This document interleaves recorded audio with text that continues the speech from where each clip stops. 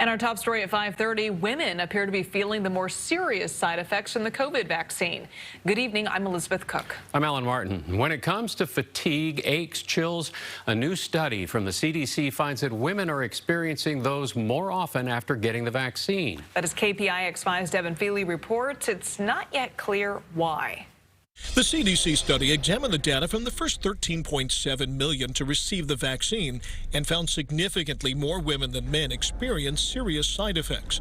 Of the patients who reported side effects to the agency, nearly 80% were women, even though women made up roughly 60% of people getting vaccinated. I didn't have any side effects.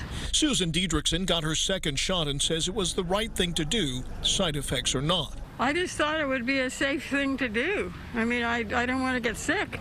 The CDC study doesn't say why women might experience more intense side effects, but its findings are consistent with research into other vaccines. There is evidence from other vaccines, from other types of immune responses, if you will, that women may respond more than men.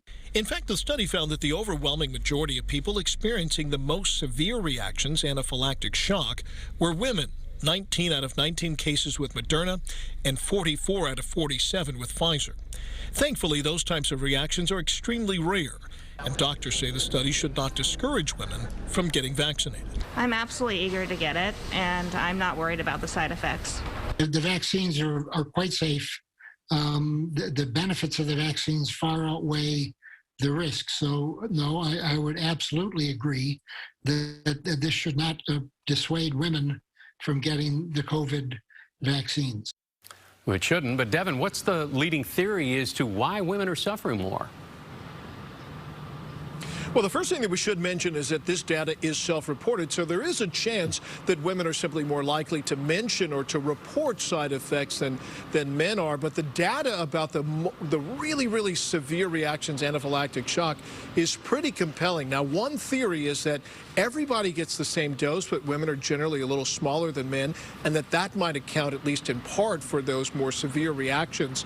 Now, the other one is that women have a more robust immune system and are more prone to autoimmune disorders, and that might be a factor as well. I'm sure they'll study it more. All right, Devin Fehely, thanks.